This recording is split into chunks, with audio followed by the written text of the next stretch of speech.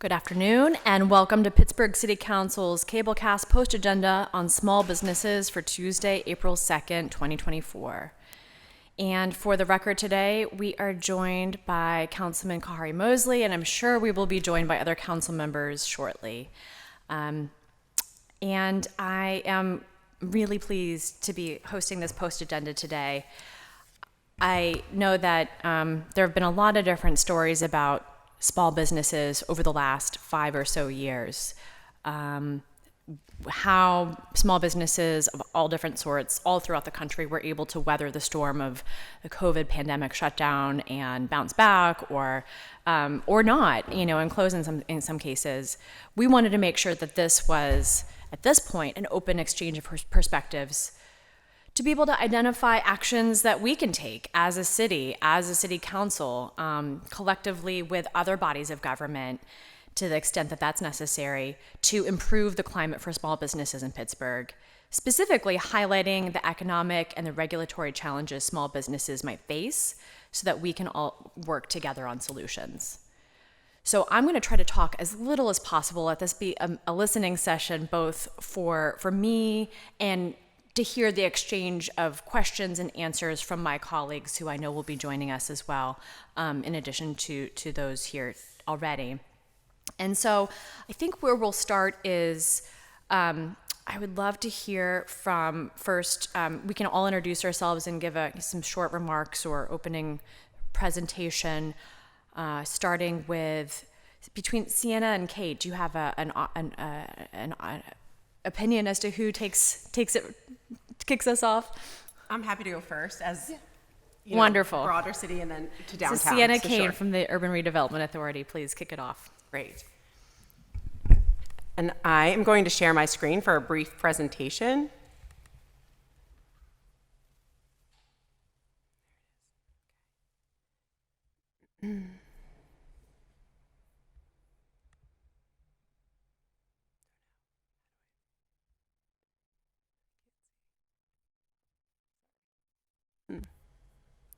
I'm not seeing where I can start my presentation. I'm going to go to your slideshow. Okay. Thank you all. My name is Sienna Kane. I'm the Assistant Director of the URA, the Urban Redevelopment's Commercial and Business Lending Department. The URA, which is the city's economic development arm, has a lending department that provides flexible financing options for startup and existing businesses located within the city of Pittsburgh. We offer loan products from $5,000 to $500,000 and pair our financial capital with tactical assistance, as well as our social capital, connecting small business owners to other resources within the small business ecosystem. On average, the URA and its affiliate community development financial institution, Invest Pittsburgh, closes over 70 loans per year, deploying between $5 and $6 million into our local economy. The URA and Invest Pittsburgh source our loans through state, federal, and private funding sources. And just a little bit of history about the lending at the URA. After 3 decades of lending, in 2017, we began to kind of consider our approach based on some community feedback. And at the time, we were only a gap financer, meaning we worked together with other financiers to provide the capital to start projects for small businesses. We were only closing between 20 and 30 loans a year, and less than 25% were to MWBE borrowers. In 2018, based on the community feedback and a gap in the Pittsburgh marketplace for small businesses, we launched our microloan program. Alongside our microloan program, we began to offer, as a primary financer, technical assistance to support the small businesses who are growing. Today, on average, our loan portfolio is over 75% minority women and business enterprises, and we are closing, as we stated, over 70 loans a year. So we had a very robust interest once we launched our microloan program. In 2020, we created our affiliate CDFI called Invest Pittsburgh, and this affiliate is housed at the URA, and we use it strategically to fundraise from different sources and take on riskier deals for small businesses, including our microloan, our accelerating business expansion loan program, and our child care specific program called CRIB. And just a quick overview of our products that we offer to the small business community in Pittsburgh. We offer loans from $5,000 to $500,000. Our interest rate is subject to underwriting, but it is always fixed, and it's under market rate, beginning at 3% for our microloan program, which is pretty unprecedented right now with all the rates across business financing. Our funding can be used for leasehold improvements, acquisition of buildings, furniture, fixtures, and equipment, working capital, and more. And our terms typically reflect that of the uses of funds. One thing that we always stress is we are a flexible financer, we are a creative financer, and we want to help your project, small businesses grow. So we can be flexible kind of when we're looking at the terms of our loan. As I stated, we do offer specialized programs for childcare businesses within the city of Pittsburgh, small contractors through our contractor line of credit, and special financing for our Avenues of Hope programming. We reach our potential borrowers in a number of ways. Some of from our, some of the folks at the table through word of mouth, through businesses that we've worked with. We work with our local community development CDCs to help us get the word out, and through events throughout the city of Pittsburgh. Businesses can find our intake form that's well advertised on our website and get started through our universal application to apply for a loan. And something that we really stress for our small businesses is that we offer technical assistance to help them to apply for our loan programs and also post-application if they need any support, say, with their marketing or other aspects of their business. We have a great partnership with the Chatham Center for Women's Entrepreneurship, and we also work with other technical assistance providers within the city, including the Pittsburgh Financial Empowerment Center, local small business development centers, city services, neighborhood organizations, and more. We have strong partnerships with Catapult Greater Pittsburgh, which offers a 12-month program designed to support small retailers and culinary businesses. And we work with neighborhood allies through their Get Online, Grow Online program, ensuring that small businesses are able to support their business with e-commerce. We work with many businesses, and beyond lending and technical assistance, we are relationship lenders. So we have strong relationships with our clients, and we try to creatively problem solve and help them however we can. Some of the problems we hear from businesses include difficulty identifying affordable brick and mortar spaces for lease or for purchase. Our small business owners often struggle to identify and secure affordable spaces for their business within the city of Pittsburgh. We have noticed a trend of increasing costs for commercial space and some landlords preferring a chain business versus working with a local startup or small business owner. This correlates with one of the significant barriers that we also see, which is difficulty navigating zoning and permitting and the increased cost of leasehold improvements. As you might know, entrepreneurs launch businesses based on their industry or field of expertise, and unfortunately can be surprised by the complexity of obtaining permits and managing construction, which ultimately creates costly delays. Repeatedly, we have witnessed business owners trying to navigate city processes to the best of their ability, but are delayed or do not factor in the length of time and the cost that it takes to obtain necessary permitting. These delays and cost overruns can create a precarious situation for a budding business, often putting a strain on their operating expenses before they can even begin. We appreciate and recognize the volume of applications that city departments are handling every day, and know that both sides are simply trying their best to resolve issues. Previously, there was a community liaison position in permits, licensing, and inspection. Reestablishing a position like this could be incredibly valuable for small businesses to connect with, to continually communicate with, and to break down barriers for their business growth. Small businesses support our local economy. They provide quality jobs and create neighborhood vibrancy.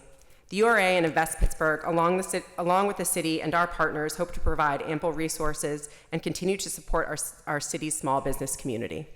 Thank you. Thank you. Appreciate that overview coming from the Urban Redevelopment Authority. Before we move to our next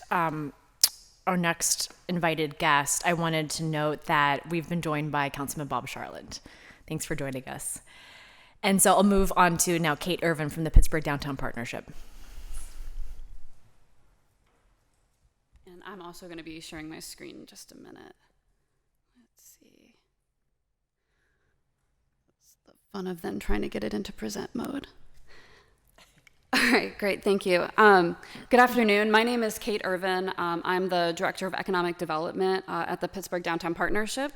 We're a nonprofit community development organization with a mission to advance initiatives that foster economic vitality and improve downtown life for all.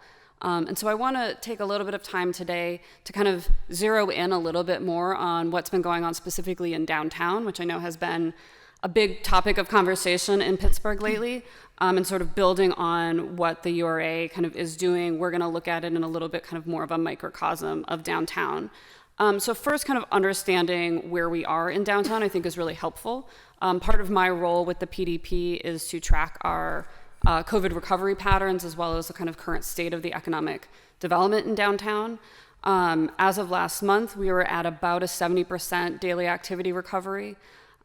So, better than we were, but we're still not back to where we were pre-COVID, and we don't necessarily expect that we will suddenly be back at those levels. And so kind of what we're really seeing is that, generally speaking, our office workers are modestly coming back. We have about an average rate of recovery of 56% in 2023 versus 2019. That is, our daily activity is returning at a higher rate, that's 70%, and primarily that's our visitor foot traffic. And why this is important is that really has a different impact on our retail and our restaurants. We are also seeing a really strong housing market in downtown. We have about a 90% occupancy rate, and downtown has been growing. We have more residents now than we have before. We're at almost 7,000 residents and almost 22,000 in greater downtown. And the residential pipeline in downtown is very strong. We have over 2,000 units in the pipeline, provided funding can actually make those come to completion. And so that's just sort of a little bit of a snapshot of the state of downtown as it is right now. And then looking a little bit at our office, or our downtown retail vacancy, we have been seeing a growing availability rate. So our vacancy rate has actually kind of gone down a little bit. We're at around a 6.5%, but the availability rate has gone up. And right now we also are at about a 6% availability rate, which means when you're walking around downtown, you're going to be seeing empty storefronts. And that has an impact on how you feel walking around downtown. It has an impact on how you feel about your neighborhood. And so we've been trying to create some programs to target those currently empty storefronts through a variety of methods. So we have sort of a targeted commercial corridors in our downtown that we've been focusing a lot of our projects on. These are typically high pedestrian areas that have had a concentration of retail storefronts. They also have a high concentration of our transit riders, as well as our high density office employers, as well as some of the residential developments. And so over the past year, we've recently launched 2 activating kind of storefront programs. The first one was Project Pop-Up, which is both a retail and an art program. And as of today, the Downtown Rent Abatement Program has also launched. And I'll give you a little bit of information on both of those programs. One thing that's important to note is that, even with the kind of discourse on downtown, we do have a lot of businesses in downtown, and we do have a lot of businesses opening. And the PDP is here to try to support our existing businesses while also filling in the gaps where the vacant storefronts are. And so we had 24 businesses open since 2023, I can't actually see my own slides. Yes, since 2023. The most recent being the Refillery, which opened through Project Pop-Up.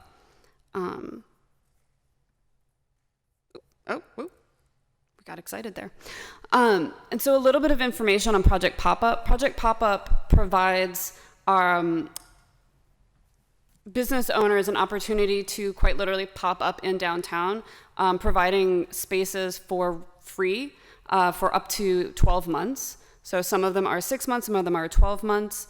And that really allows our small business owners to kind of get a foot in the door and understand the market of downtown, because it is very different. It's different than downtown was 4 years ago. It's different than our other neighborhoods are in trying to do business.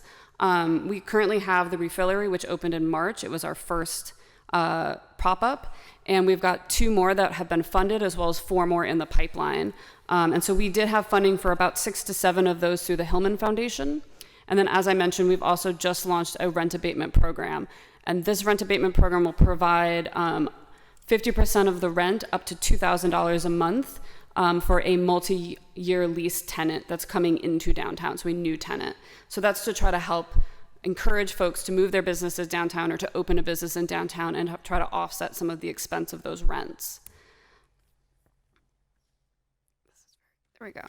So the overall goals of these programs has been to transform these vacant storefronts into vibrant, active spaces and create new and exciting downtown destinations, as well as to foster the development of new independent businesses in downtown. And we're building on those existing retail clusters, as well as filling the gaps in our retail offerings. We had an amazing response. Project Pop-Up received 90 applications for 6 funded locations. And with the support of the Hillman, as I said, we have 3 storefronts that have been funded so far, 1 that has opened, 2 that are in the works, and 4 additional projects in the pipeline. We also received additional support from the Hillman Foundation for the Downtown Rent Abatement Program, which launched this week. And so we're excited to kind of get those projects up and running. Through these projects, we have started to engage with both business owners and our kind of permitting, licensing processes in a different way. And so we have encountered some challenges, particularly in these pop-up situations. And as Sienna stated, one of the main issues we've encountered is a lack of direct contacts with PLI, particularly to discuss some of these unusual permits or situations. Having a community liaison can be really helpful in these situations, particularly when looking at a short-term kind of unusual use case, and there isn't really anyone for us to reach out to, and there's no one for the applicants to reach out to either to kind of talk through the process. The permitting process can also be complex and time-consuming, especially if you are a pop-up entrepreneur and you're only going to be in your space for a handful of months. It's quite a big investment to make, and trying to understand the process and get open as quickly as possible can be very difficult. And depending on when you're starting the process, you might end up missing sort of major opportunities like the holiday shopping season or large spring events because you're waiting for your permits to process and you only have that 6 months. So once that season passes, that's it, that's your opportunity. And so some of those delays and setbacks in obtaining and passing inspections can be really difficult. There's also a large financial burden associated with hiring the professionals in order to be in compliance.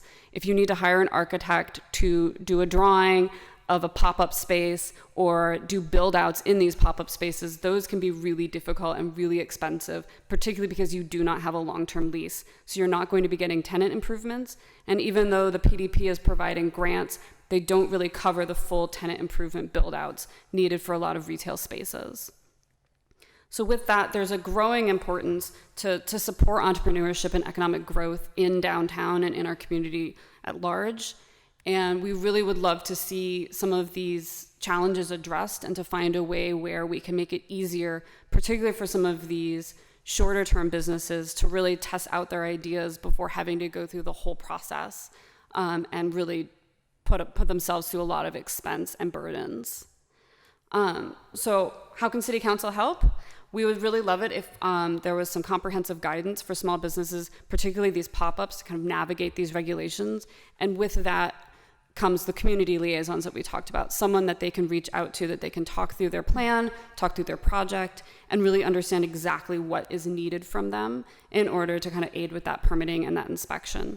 And then really find ways that we might be able to lessen the reliance on hiring professionals to get through this permitting process. This is especially true for temporary projects.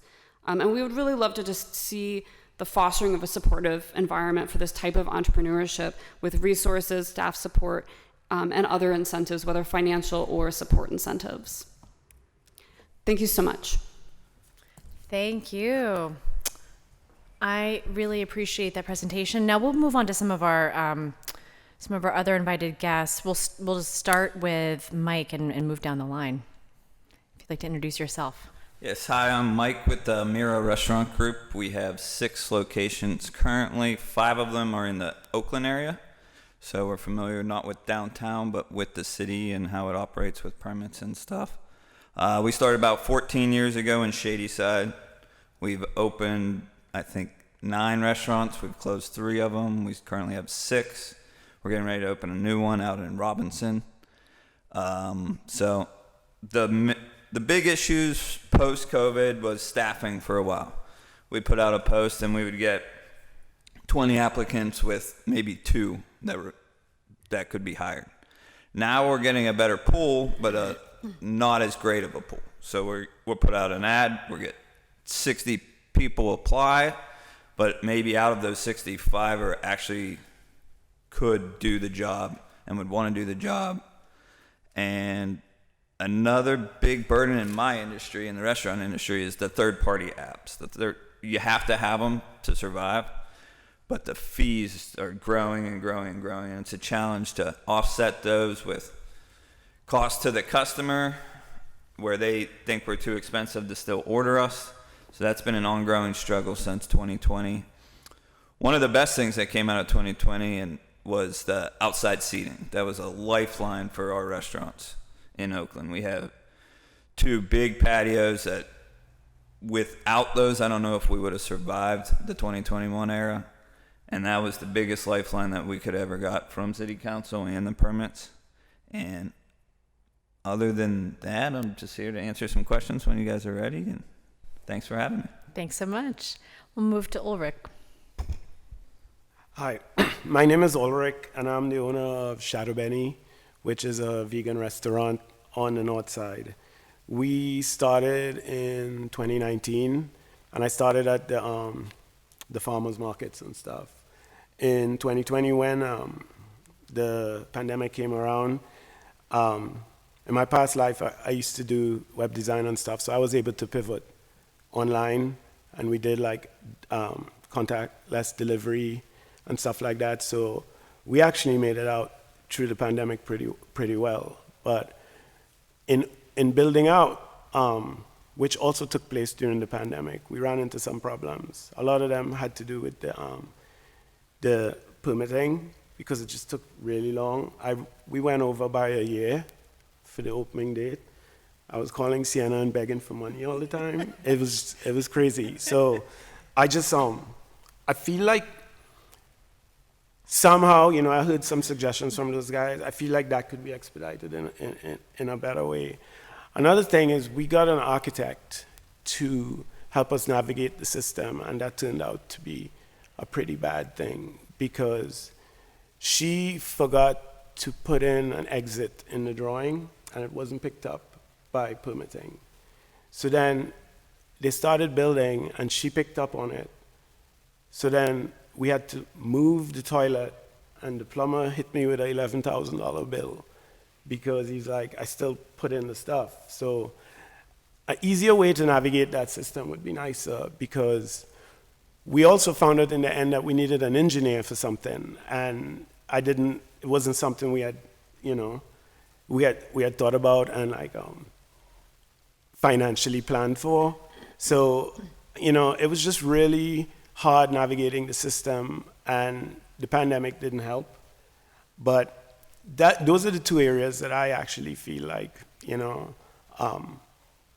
more assistance could be given. I did the small business program at the Pitt, at the college, and it really, I felt like, prepared me for a lot of the stuff that I got into, but not that office. So yeah, I'm here to answer questions too. But I had a quick question. When you're talking about third-party apps, what were you talking about, like Toast and stuff like that? Like DoorDash, Grubhub. Okay, Their cool. fees. Yeah. They keep growing, and I've heard in other, I don't know, I've heard in other cities where they've capped it, where those companies are only allowed to put a X amount of fee on.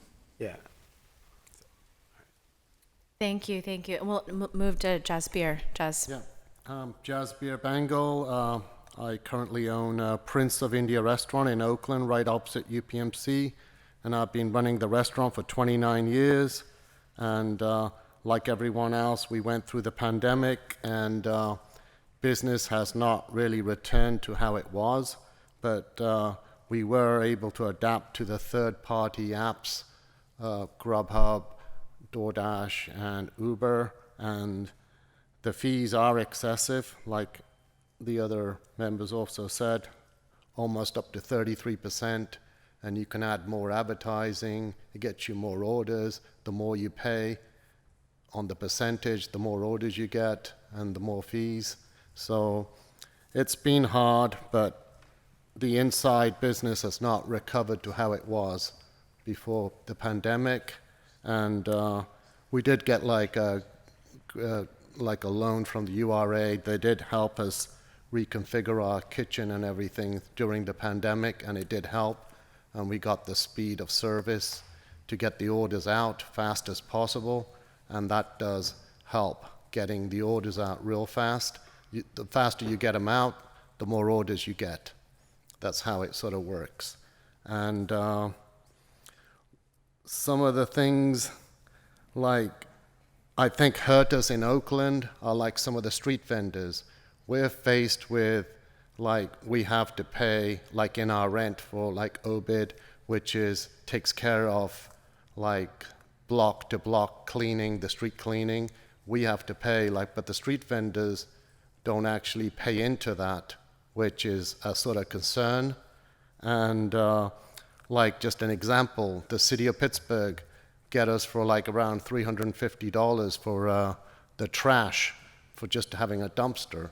Does the street vendor have to pay that?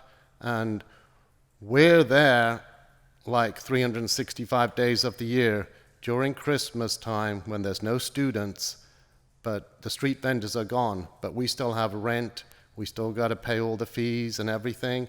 Then you got spring break for almost nearly 2 weeks.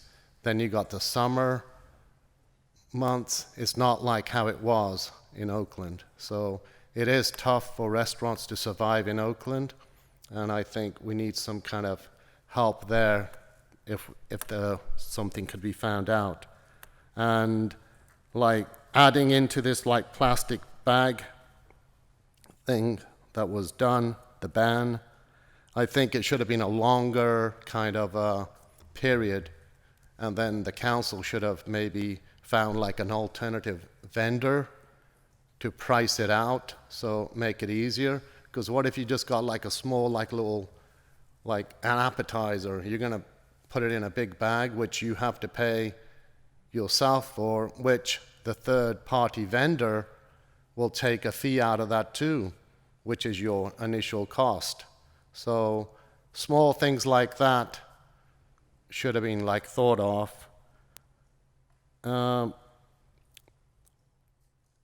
The only problems I had also with the city was the one-stop was very hard to maneuver. I was just like lost in it. It was like me driving a space shuttle or something. I didn't know what was going on. So in the end, I didn't really use it. My fees are still sitting there, but I still got my job done, and then I passed whatever I had to do. For the city council, the bus lane on Fifth Avenue, that needs repaired badly. As soon as a bus comes on a day like today, any students or anyone walking there, it just splashes the whole building, and the person is soaked totally. And that's been going on for many years. It's collapsed down, and you can ride a bicycle on it, you didn't be injured, or anything could happen. So that really needs to be taken care of in Oakland. And maybe I would say to the URA, maybe they should bring in the storefront program again to do the frontage for the stores and everything, to maybe help attract more businesses and stuff. Like businesses just to open, that's a big cost. And really that's about all I have. If any, I'm open to any questions. Thank you. Thank you so much for your all of your comments and ideas. I'm happy to move along and to welcome Camille Bailey from the Greenwood Plan. And just to set the table here, we are these are introductions, and you can feel free to introduce yourself and provide any introduction about your business, your story, or leave it at an introduction with your name and your organization, and leave it open to questions, whatever you feel comfortable with. Sure. Hello. Hi, everybody. I'm Camille Bailey. I am the executive director of the Greenwood Plan nonprofit. We recently acquired a commercial building down on Smithfield, so we're representing the downtown area. The nonprofit itself is in place to help garner Black business presence all throughout the city and make it more accessible for Black entrepreneurs to do business in the city. With the building, a lot of our retail storefronts on the ground floor are dedicated to those retail businesses. So I can speak to the retail side of things, but I'll also speak to the commercial ownership side of things. I'll start with the commercial ownership. I think a lot of the points that I just heard are some of our points as well. We have a lot of expenses related to the different permits for dumpsters and right-of-ways, rights of passage, things of that nature that could be more easily navigated. We also have a lot of things to consider when it comes to the overall maintenance of the building and the sidewalks that I think could be shared responsibility for both the city and the business owner, as a lot of those expenses are not really just our, I guess, regular use of our business that are causing damage to the streets and the sidewalks, things of that nature. One of the other things that comes up with the building ownership is the general lack of consumer presence downtown. So thinking about making the storefronts more beautiful, encouraging businesses to stay open later in the evening to keep people coming into downtown, and that can be some type of citywide initiative, something for downtown. Maybe the downtown stakeholders can kind of talk about that. But getting people to stay in downtown longer in order to get these businesses the revenue that they need in order to stay open and maintain downtown. And that's for Black business owners, but for really all of downtown businesses. One of the other things that I've noticed is with the commercial building, a lot of our building is vacant and a lot of it is shell spaces. So we need to do a lot of renovations on the building. The permitting process has been something that has been brought up to us as, let me say this, we've owned the building for 3 months. So we don't have a ton of experience, but from what we have seen, the permitting and licensing on getting occupancy permits for the building, getting construction permits for the building tends to be rather tedious and sometimes hard to get people on the line to kind of find anything about timelines and expectations. If we have tenants who we're trying to get into the building and they're interested in the vacant spaces, we'd like to give them a timeline on how long it would take before the space is ready for them to move in. So that can be difficult. Another point, with the current social landscape of downtown, it has become increasingly difficult to keep our street, our building clean and safe. And I want to start by saying this is not a push for more police presence on the building. Those are just kind of band-aids to a larger problem. But I'm curious as to what initiatives might come into play when it comes to getting more people housed, getting more people serviced. From my understanding, we are heavily resourced as a city when it comes to social services, but there's some type of disconnect that doesn't move people who want to be housed into scenarios of housing in a permanent way. So I don't know what can be done to create more secure housing opportunities for the people who are sleeping in front of the building, who are just kind of spending time down there because they have nowhere else to be. But that is something that I think would absolutely improve the quality of life and work in downtown Pittsburgh if we could address the core issue of homelessness and the unhoused. I guess I should have wrote this down. There was one other thing that I know I wanted to talk about. Oh, now the other thing that I heard that is a little contrary in my belief is making more room for street vendors downtown. I come from a place, I've been in Pittsburgh for about 20 years. But before that, I came from northern Jersey, very close to New York City. Street vendors are a big part of that culture. And I also believe that helps keep people in downtown from a consumerism standpoint. So when I want to grab a hot dog for lunch as someone who works downtown, the street vendors tend to be very convenient. And the process for getting a street vendor's license seems very kind of coded and enshrouded in mystery. And if there's a way for us to create more opportunities for street vendors in downtown, it might also create more of an opportunity for people to come into downtown, get very affordable foods, goods, services, things like that, and just make it a more welcoming place in downtown. Thank you. Thank you. This is great. I'm hearing a lot of things that I've heard before. I've heard a lot of things I haven't heard before. But yeah, I have some questions. I have some comments. I'd like to first turn it over to my colleagues to ask the questions that they would like to ask. And in the order of those in an order of appearance, I'd like to turn it over to Councilman Mosley. Thank you. I want to welcome everyone to the chambers, and thank you for taking your time out today and, some really informative presentations. I guess my first question is for whoever wants to take it on. I know a lot of what y'all talked about, a lot of obviously what we heard about. It's particularly how retail has changed. Since the pandemic, and obviously it wasn't just a pandemic. It's kind of been this transformation over the last generation of online sales and things like that. But I want to get a perspective of what kind of retail is working, or what specific strategies are working that we really need, to focus on.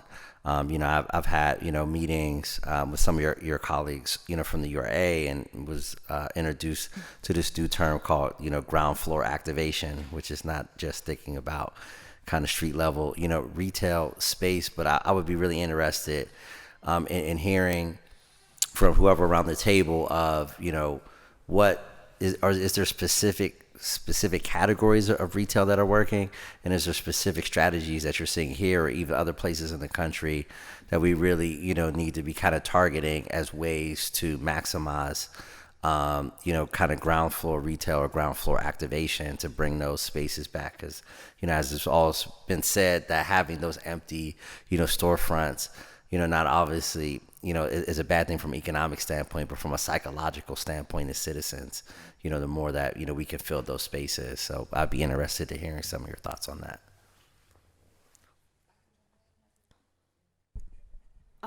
So one of the types of retails that we have seen sort of growing and generally kind of being successful in kind of a different way is sort of termed experiential retail. And that is that there's sort of traditional retail, like a boutique or a big box store, a department store, that has become a little less appealing, partially with the online shopping and kind of the COVID shifts. So, but what we have seen is that people are looking for experiences. They were shut up in their houses for a number of years. They're looking to get out and do things. And so that's where you're starting to see places like Pins Mechanical, for example, on the North Shore, as well as there's another kind of similar or Pins Mechanical on South Shore and Shorty's on the North Shore. Those kinds of places where there's things to buy, things to eat, and things to do. Mm-hmm. I think in the Strip District there's two different mini golf places basically next door to each other, both of which seem to be doing quite well. People will come out to kind of experience things. And so tying experiences and retail together can really help. And then also, because that brings a concentration of folks into an area, having some traditional retail populated with those experiences can really kind of create a better retail ecosystem. And I think, adding to what Kate is saying, and I think things that the PDP is doing, other partners in the marketplace. So when you have vacant storefronts, especially in neighborhoods that the cost to build out a space is the same in Lawrenceville as it is in the South Hilltop, but the foot traffic is going to be much greater right on Butler Street. So it's that cost for the business owner is going to be the same, and the risk for the property owner. So I think like having creative solutions like Project Pop-Up or, Catapult Greater Pittsburgh is doing some wonderful things in shared space, like shared spaces. I think that's another thing that we can look at too, because a lot of small businesses, the cost for a brick and mortar, as you've said, Jazz, too, I mean, the street vendors, they don't have those 365-day costs, right? But what if some of these costs were shared? So could we have more spaces that have multiple retailers? Could we have more spaces that have multiple commercial kitchens in it on a rotating schedule? And I mentioned Catapult Greater Pittsburgh. They've recently launched a retail residency program where they themselves are going to take the rent and take over the the lease agreement with a landlord as someone who says, I can guarantee that this small business owner is working with us on technical assistance. This small business owner, if they don't make it within a year, because that's really when you test it out, we'll be here to refill the space. And I think things like rent abatement, things that are going to help property owners think that it's less risky, so they're more likely to help that small business, because at the end of the day, they have costs, and that's why they often go with a chain. Like Chipotle is more of a bet than a small business, but the small businesses are the ones that really make our communities vibrant, are really are the ones that I think make our community special too. So I think like creative solutions, I think funding programs that are doing smart things and helping entrepreneurs get started and having more of like a shared space are some things that I'm seeing that are working. And I think if given more resources could take off and could really support, especially small communities that have more vacancy. Sure. Yeah, thank you for that. And I guess this question may be more directed toward entrepreneurs around the table. I would love to, to get, some specific kind of suggestions. I think you all talk, at length about challenges, particularly around dealing, with PLI. And again, this isn't to cast aspersions on the good folks that work at PLI, but I think it would be interesting for us who interact, with PLI on a regular basis, for y'all to give. I think a lot of times folks like yourselves can sometimes give or sometimes the best consultants, unpaid consultants, albeit actually paying consultants on the other side, but giving a perspective of how, the system, could work better for y'all. Like if y'all, we, flipped a switch and then made y'all in control of PLI as entrepreneurs, like what types of things, would you suggest that they do to make, your experiences, go a lot smoother and allow you to get your businesses up going in a much more expeditious manner? I think one of the major challenges is finding people to work. Mm-hmm. If you have that, then I'm pretty sure there's a lot of people that have got money that could open a business. It's just putting people in there, a real body that's actually going to show up and work. That's a major challenge. That's basically what I think. That's the start. I think transparency around the processes would help as well. I think if people understood why there were time delays, it might help them better cope with those delays. So if I know that there is some reason that my permanent licensing is being delayed and there's nothing anybody can do about that, I can sit well with that as opposed to feeling like it might just be sitting on a desk. So I think, and that also might help us provide solutions from our end too. So I can't really say how we can help the permitting and licensing process because I don't really know what it is.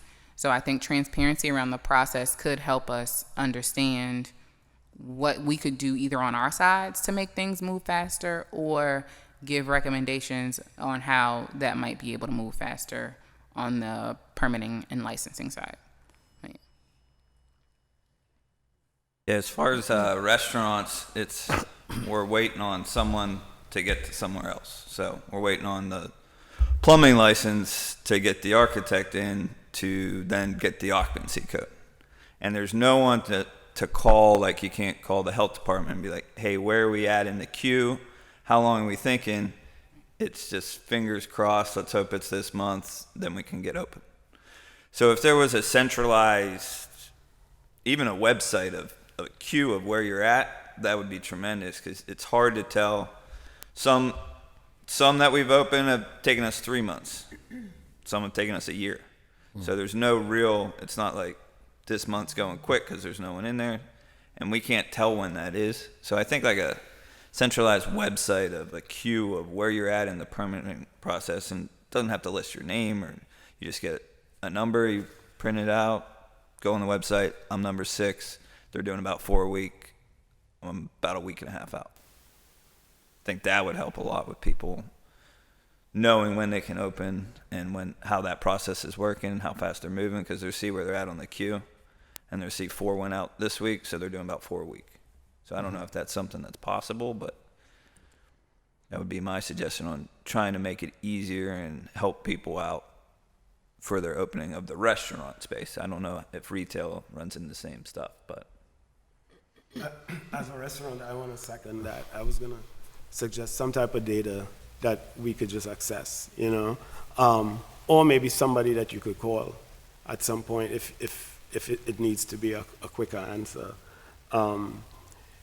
Navigating the build out for me was just like a really difficult process because I just didn't know what came next. And it was always like a surprise, you know? Oh, you have to get an architect, alrighty. You know, and then like you realize it's another expense.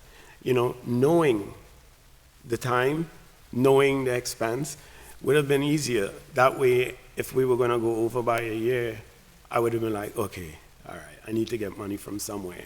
But it just becomes like every time you hear something, you have a couple of weeks to kind of scramble and get things together. And it's not really conducive for like good planning and opening. So maybe the accessible data or someone that could walk you through the process. I have another friend who just opened a small business in my neighborhood, and they had a similar process problem with the architect, because then when you hire the architect, they become the person who walks you through things, and when they make mistakes, they don't like being culpable at all. You know, they start like hiding behind attorneys and stuff, but then you start soaking up all of the mistakes they make financially, you know.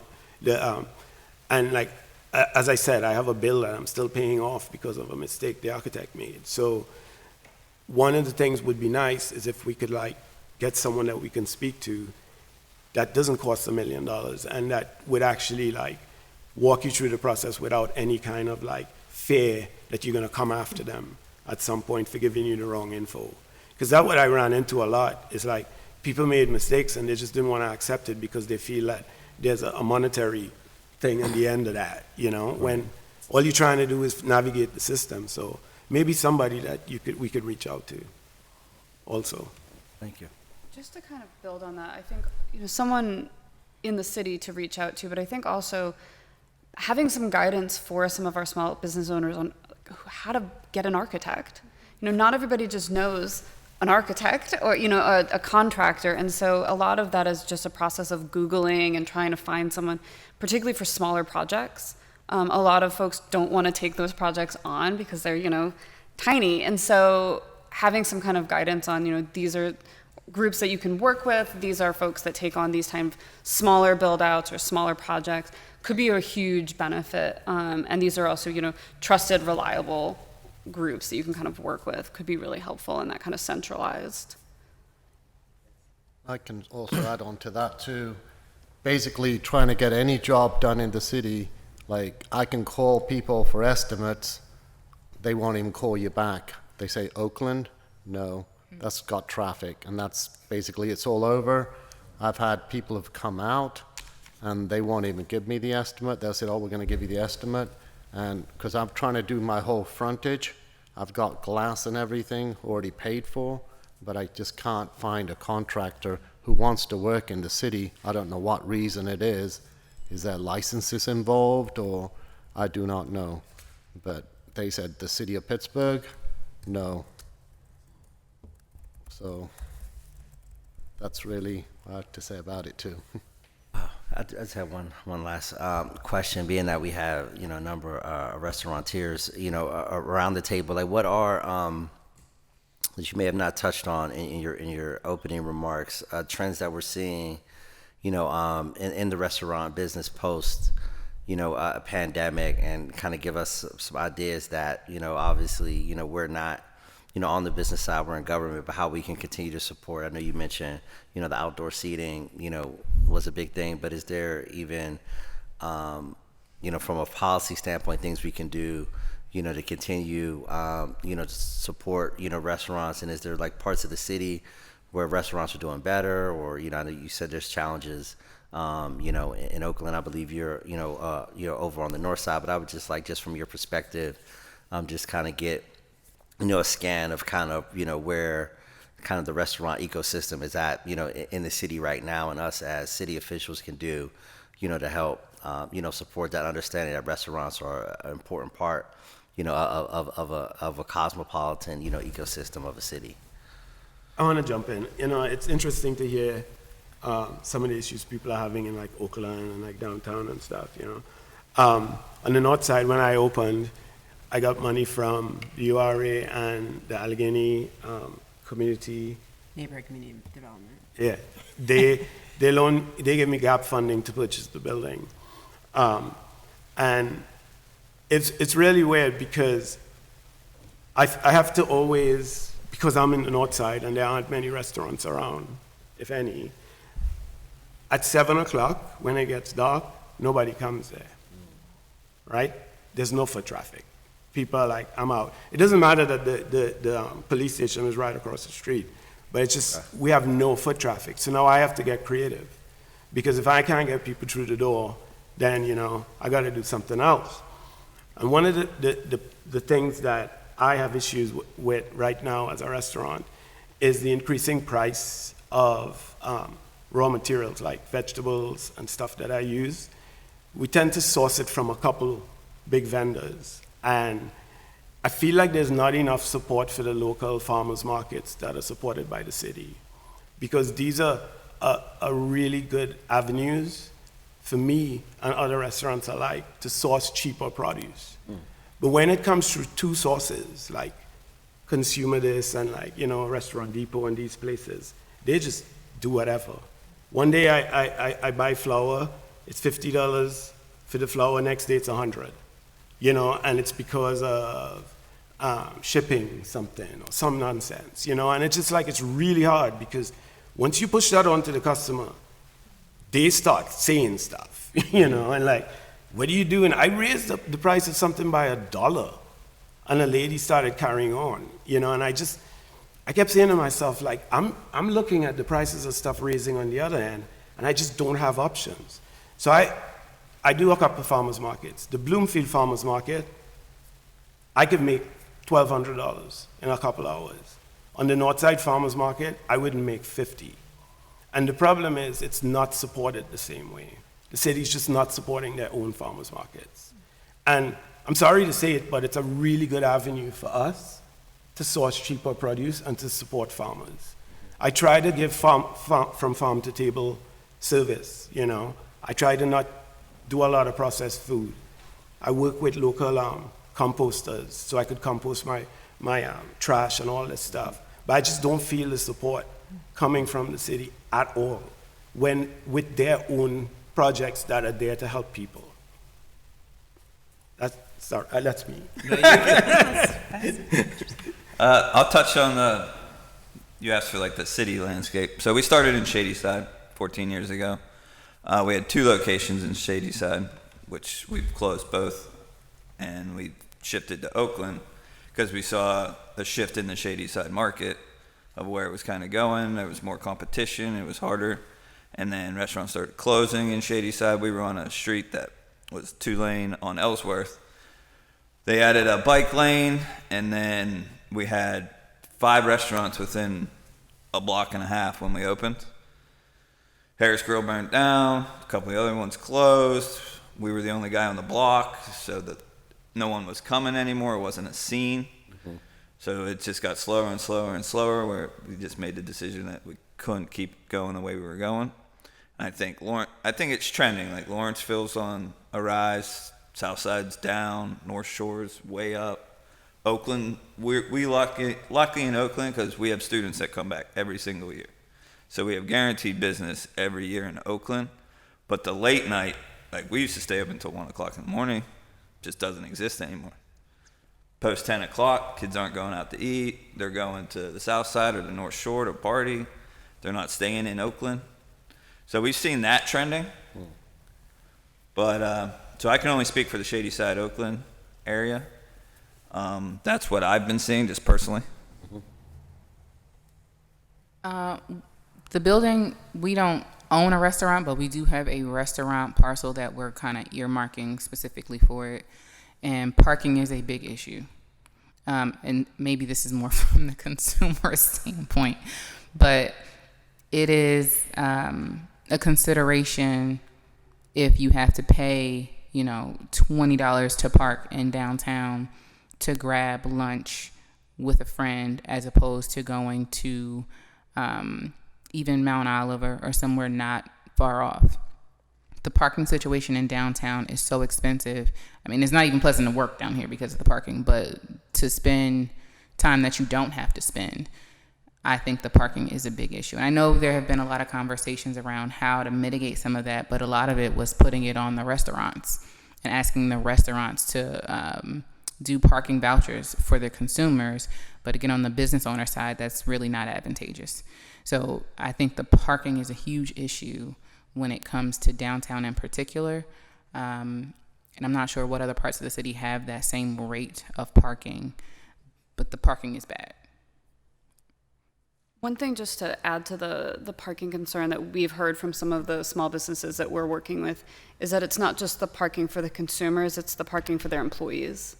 And that they're spending, $300-400 a month per employee for parking passes. And so, there's a variety of ways that one can deal with parking, and there's also quite a bit of public transit that gets you to downtown as well. But we do want to recognize that, that is a barrier for hiring people to work in downtown locations, particularly just because of that kind of growing expense.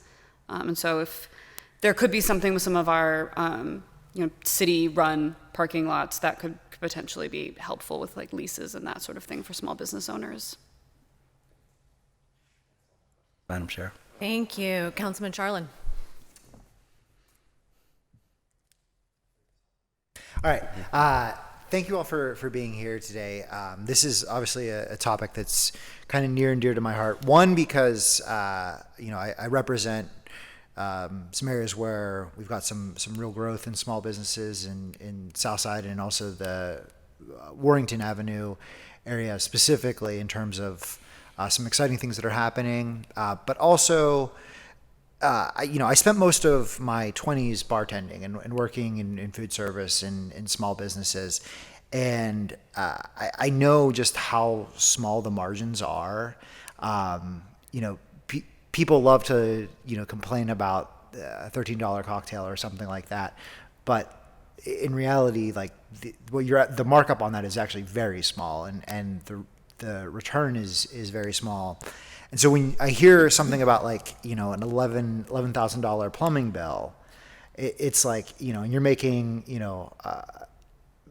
very small margins on that. I mean, that's terrifying, and good for you for having the wherewithal to work on that. I want to start by kind of saying I have a very good friend, a very dear friend who's very connected to government, who wanted to open up a coffee shop. And one of the things he told me that was kind of interesting was that he was like, we had this idea that we were going to open up a coffee shop. And instead of becoming experts in coffee, we became experts in permitting. And we spent the next year and a half of our lives figuring out how permitting works, how being an architect works, how building out things work. And then, they finally got to the point where they were ready to open, and they were like, oh crap, we forgot about the coffee.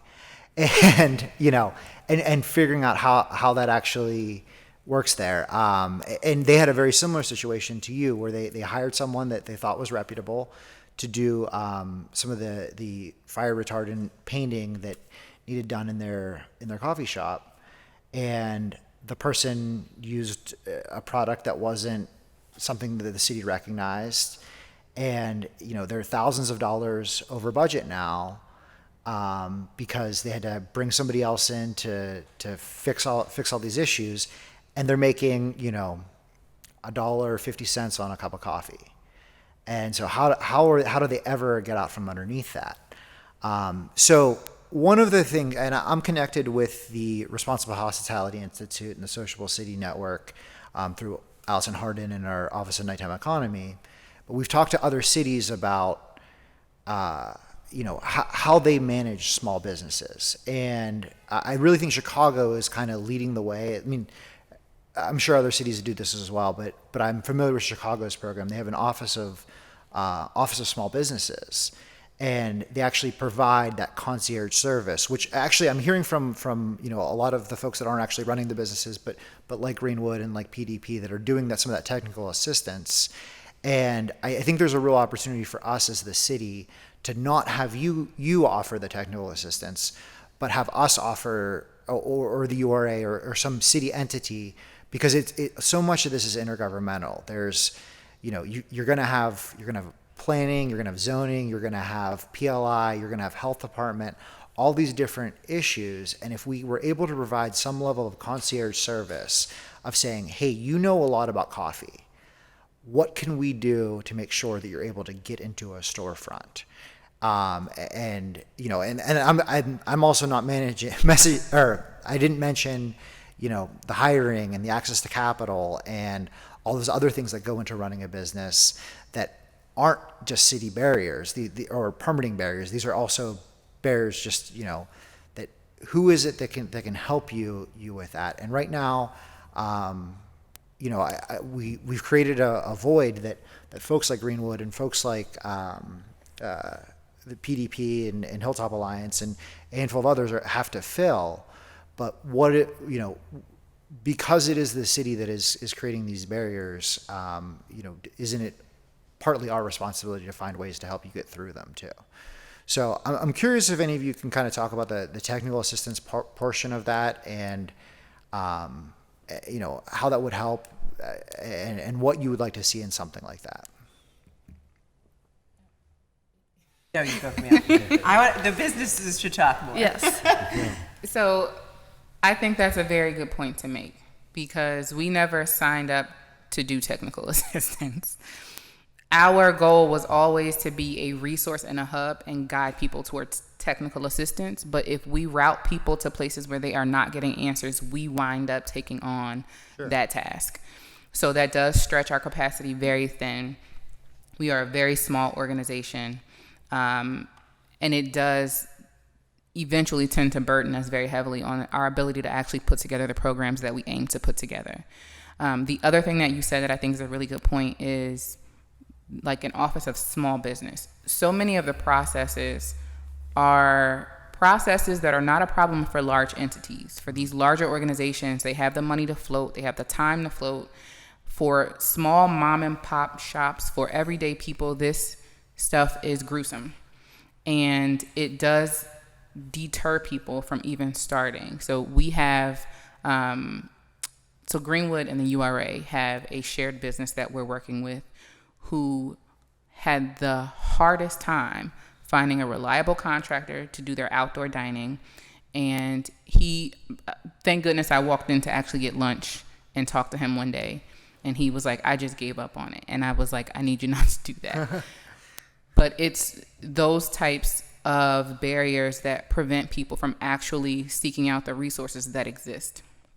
So if there is a place in local government that can kind of be that technical assistance standpoint, it allows for us to be more effective, because I can then route you to who I know is going to take care of you and trust that when I get you over there, you're taken care of.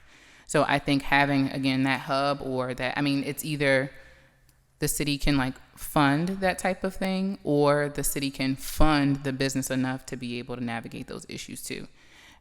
I don't know which one the city wants to do. They can kind of just dole out cash to the businesses and let us figure it out. That's fine. Or, I think we have to look at the return on investment differently when it comes to this. It might not be a financial return on investment directly, but it is having more walkable streets. It's having more viable businesses, more vibrant business districts. And I think that the city has to look at that investment that way. Like, your return is going to be happier, healthier, whole communities, and look at it that way when we're talking about funding, because I know a lot of it's going to come down to funding. But I think that's how we have to look at that return on investment for this type of work. I think the city could do something like maybe with the One Stop and just have a period. It takes 3 months from day one to open your doors. 3 months. If you have an architect or whatever ready to go, if they can figure out something out like that, and then have a good relationship with Allegheny County, who has to pass the plumbing, because it goes and sits on their desk for a good while too. And then they have someone who's there and they say, oh, that guy's working and he's like really tough, and then he's going to look for every detail. Otherwise, oh, that guy's off and it's going to be okay that week. It is very tough. If you had a 3-month period someone might say, oh, that's a place empty. I only have to pay 3 months rent, so I'm going to pay all these fees. Here's the architect, whatever. I'm going to be up and running. So I might have a chance of surviving rather than 8, 9 months and maybe open if I don't get tired of it first. So maybe you should have some kind of program like that in One Stop that's already set up, that they're going to guide you and say 1 month you should be here and 2 months. We on our city side will get this done if you get it to us by this deadline. And then we're going to have it turned around in 2 days, no matter what. Otherwise, we're responsible or we'll pay a fine. Rather than us paying the fine, you guys should pay the fine. Right, and this is a model that I believe our governor's office is taking up now, right? Where it's like a guaranteed timeline when you submit. So there might be things in the Commonwealth already that exist that we can follow and mirror in order to get that done. I would love to be able to call this proposed office to find out about delinquent properties. So on the north side, right adjacent, like right behind my restaurant, there's a condemned building. We believe there are people living in the basement, and they put one of those blue stickers on it saying it's condemned, and some guy just walked by and took it off, you know? And I've been calling a bunch of people that I know trying to find an attorney who could help me. I know big developers, they already know that process. I don't. So I'm trying to find somebody, and they keep pointing me back to the same dude, right? Everybody that I talk to. So I'm like, one guy can't be doing all of these things, you know? And he just never called me back after the first discussion we had where he walked me through the process. He never called back. And I still have this property behind me that I'm just trying to, you know, if people come to eat, they don't want to see crackheads back there. I don't know if I could say that word anymore, sorry. But like, it's just like, it gets to the point where it's hard to navigate that too. And if I could call this office and find out, how do I deal with this delinquent property? How could I, you know, expedite things along so that I don't have to deal with this eyesore? That would be nice. Yeah, I mean, I think this centralized office, we got through it a lot by trial and error. We opened 9 restaurants. By our 9th, we're a little better than our 8th. We're not great at it, but we're getting there. And then, so we have a checklist, an opening checklist. Some people don't even know where to start with that checklist. They don't know you need a plumbing permit, a building permit, an inspection on after you get the plumbing work done in order to get the health department in here to give you step and step and step and step, electrical, all of it. If there was, I mean, we're in restaurants, so checklists are huge to us. There's no checklist of opening a restaurant. Now, if there was an office you could call for said checklist, hey, what do I need to do to get this plumbing permit expedited? I'm sitting here 3 months in, I don't have a plumbing permit yet. My plumber's about to start another job, so I'm going to be 4 months out. So I think just having a centralized someone to call for us, to get it started, would be a great start. And then once we're started, like he was saying, there's no one to call to help small businesses. It's figure it out on your own. And I mean, that's how we have to survive, is just figuring it out. And some figure it out, some don't. And we all want to figure it out, so. Yeah, and I think, you know, the URA, we have technical assistance for, let's say, if you wanted to build your business plan. But I think, like, when we're working with our clients, it is incredibly overwhelming. I think having, like, one space for all small business resources is also needed, because it's like, I can refer you to this person for, you know, to finish out your capital stack or for all the financing you need for this project. And I can link you to this person to help you with your business plan. And right now, we really don't have too much of a contact for when folks are hitting snags with PLI or zoning or things of that nature. But it's also, as a small business owner, you don't have time and you don't have money. And I think if there are ways that we can help people, I mean, obviously we can finance. I think loans sometimes are very intimidating, especially when you don't know when you're going to open or when you're going to start being able to, like, make that money back. And we try to support that with interest-only periods and you know, communicating and being very flexible. But I think, like, having, you know, that point of contact. I was a business district manager in Allentown, and I remember there was a point of contact, the mayor's office, I could just call if a business, this is not the URA hat, this is another hat, but if a business was struggling, because I was like, let me connect you here. I think we do need a streamlined approach in general for small business support, but I definitely think in navigating our city processes for getting open, because oftentimes the rents are going up in the city. It's cheaper and easier to open in Millvale, and we don't want to lose our businesses because of that. So yeah, that's what I think. Echoing the small business owners here and folks that you all are very brave. I've never, I work with small business owners, and it's always like the bravest people, I think. So yeah. Well, I appreciate you saying that. And one of the things, kind of moving out of my order of questions here, but kind of, I think, Camille, you hit it really well, and I heard other points here about kind of this ecosystem that we want to build in our business districts, and how we want to have safe, walkable streets, and have the system around the restaurant, and not just the restaurant itself, and what we can do as a city to provide that. It's something I think about a lot, because we don't have a business district manager in Southside, but there is one in Warrington, and being able to work with Meg on what it actually means for the environment. And you mentioned over here about your restaurant kind of being on an island and not having other restaurants around you. And it's the same argument of, that a McDonald's is always by a Wendy's, and that this ecosystem builds on itself. It's why Butler Street is so successful right now, and why Murray Avenue is so successful, because there's enthusiasm in an area, and you might only stop at one restaurant or one retail store, but this is where you go. This is a location and location for the activity that you're looking to participate in. So I really do appreciate the work that the Downtown Partnership is able to do, and they're in a lot of ways a model for what we want to do elsewhere, and how we want to build up our business districts. But I'm curious if that's something that you guys could talk about a little bit about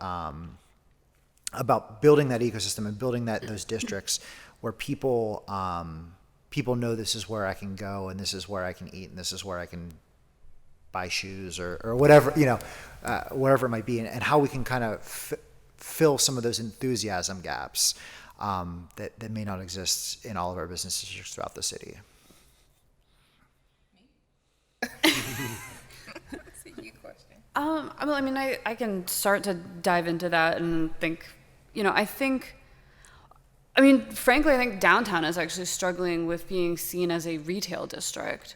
We definitely have sort of restaurant districts, particularly like in the cultural district. We have kind of a restaurant row, and in Market Square, we've got a lot of restaurants. But when it comes to retail, we do actually have quite a few independent retailers and boutiques that have been in downtown, but I know they struggle with kind of being recognized as existing in downtown. And, we are working hard to kind of change some of that narrative of like, you actually can buy an outfit in downtown and it's not going to set you back, $2,000.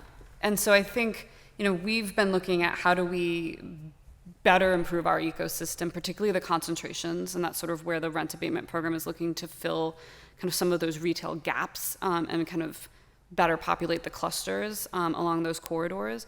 And then a lot of it is kind of continuous activation.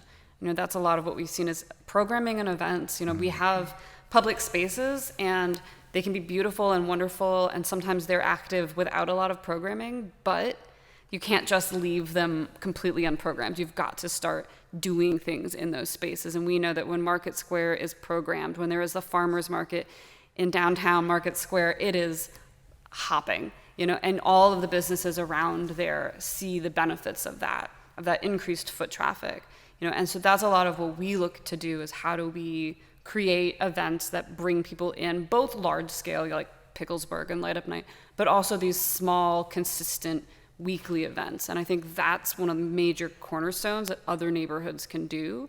And sort of as you were saying previously about the farmers markets, those are great opportunities to bring people into neighborhoods and really invest in those spaces. And it's all about being consistent regular and kind of having that concentration and enough things in those events to bring in a variety of people.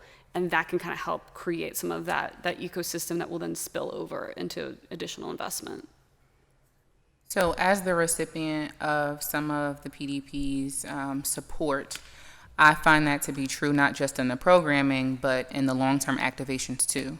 So we have one tenant that we just signed on into the building who's opening a cafe in a spot that needs like decent coffee. And we're anticipating her opening because we want to be able to come downstairs outside and go into spaces on the street. And this is the 200 block, so it's from corner to corner.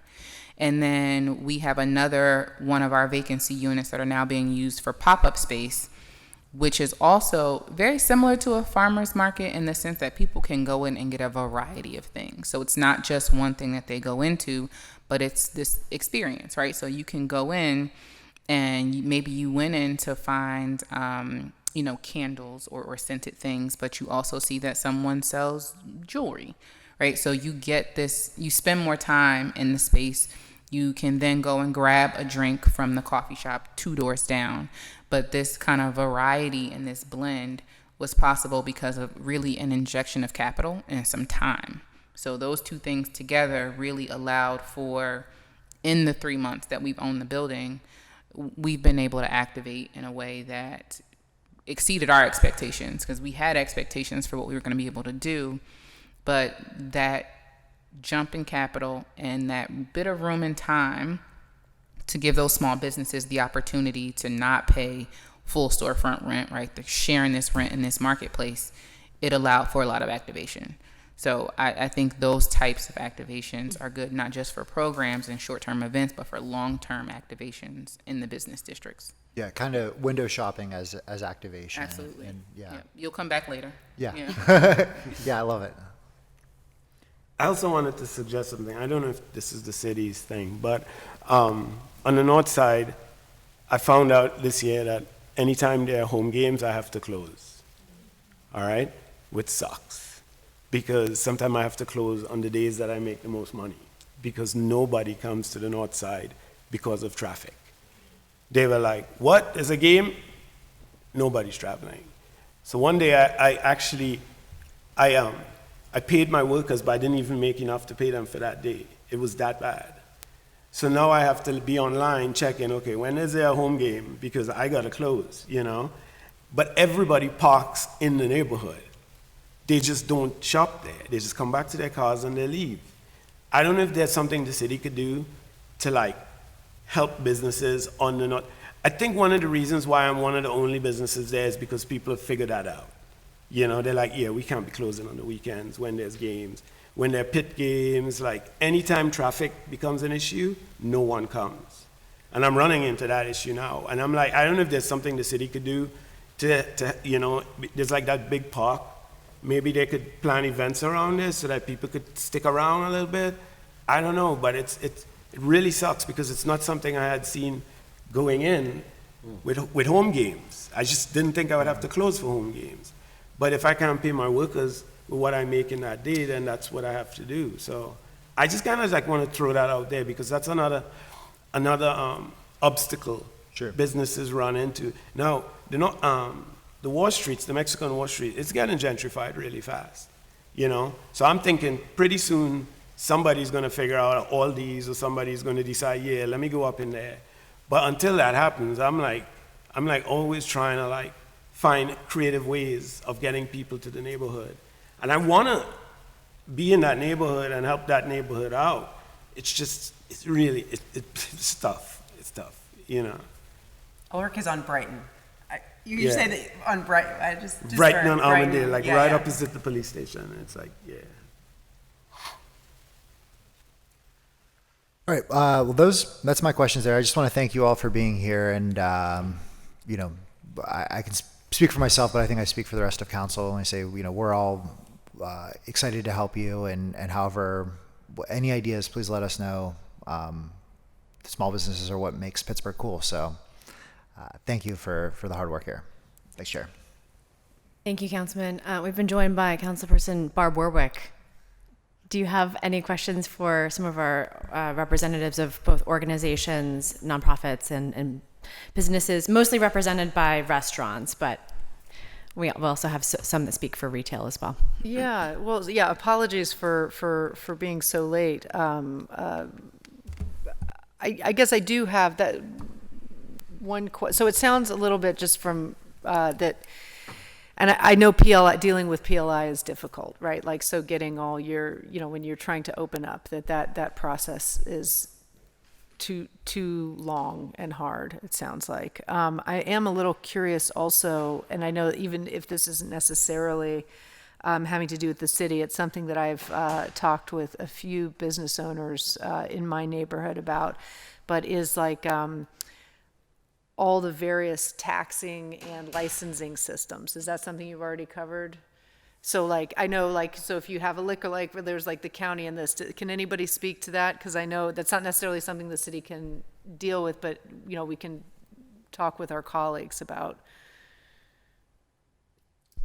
As far as what aspect of the license? Well, I mean, I know, for example, a bar owner near me said it's like, there's like the count, like if I want to have like the county license, and then there's just all these different systems that I have to go into to pay my taxes and sort of make sure that my health, whether it's getting your health code approved or your liquor license approved or whatever it is, to kind of make sure that you are compliant, not opening, but just maintaining compliance ongoing.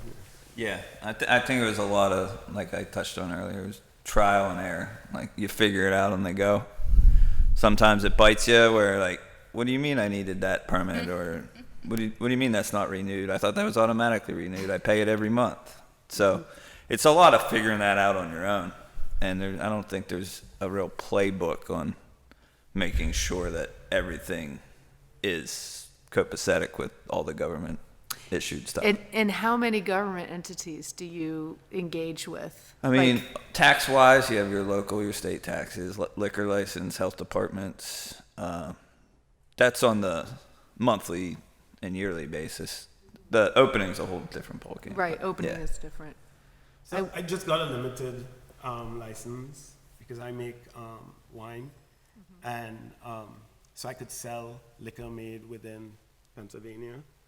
And it just got really confusing recently because a guy just showed up and he was like, you have to pay this organization, and he gave me all the info if you sell alcohol, like if you just pour it into a glass. But he said if you sell the actual bottle, that's somebody else. And I was just like, oh my God. Like, how am I going to keep tabs on this? So I use the toast system. So I'm thinking, is there something in here I could flag this? Because it becomes really tricky, because you're saying, how many, I guess I haven't figured it out yet because it's been a couple months and I'm just learning who I pay what. I think I still haven't paid somebody. I'm going to figure that out, or they'll come get me. But it's a really scary, dealing with the liquor is really scary, I must say. Navigating with the health board and thing is one thing, but these guys, they send state troopers and stuff. You know what I mean? They send scary folks. With a gun. So you're like, okay, let me try to get this right. So maybe some help with like not having to deal with so many different, or maybe a similar thing just for the liquor, where you get a central space where you could get some answers. Some answers. Yeah, I wonder if there's like some kind of like, like. Well, the Liquor Control Board has. Like a toolkit. Yeah, you'd call it. Yeah. Well, I think this also kind of goes back to that suggestion of an office of small business, where you would actually have people you could talk to and say, hey, this is my business, this is what we're trying to do. And even if it's not within the city's purview, that office could guide you through the steps. And then even if you're, now you've been an established business and you want to start, selling Pennsylvania liquor, you can call them or email them and have an actual person to talk to that kind of explains the process. And having some of that taken off the backs of our small business owners to figure out on their own, I think would be really helpful. And at the city level, that should be possible because if we're in this city, we also are in the same county and in the same state. So if we know that for Allegheny County we need certain things, if we're going to the City of Pittsburgh website, we're all looking at the same checklist for certain things. And it can be divided up by industry, right? Like if you're in the restaurant industry, these are the things you should look out for. If you're in retail or you sell this type of thing, this is what you can look out for. I know on the taxes side of things, I knew for sure that I had to pay property taxes to the city, but I didn't know I had to pay them to the county. And that was a surprise bill. Big bill. Big bill. And I was like, okay, nice.